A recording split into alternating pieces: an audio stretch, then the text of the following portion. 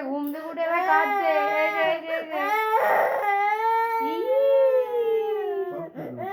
এ বাবা, সবাই কি দেখে ফেলছে। এ বাবার বাবা, সোয়েটার এভাবে খুলতে নেই।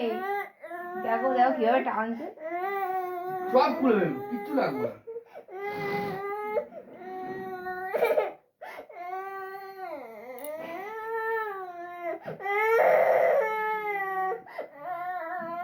সবাই দেখে ফেললো কিন্তু।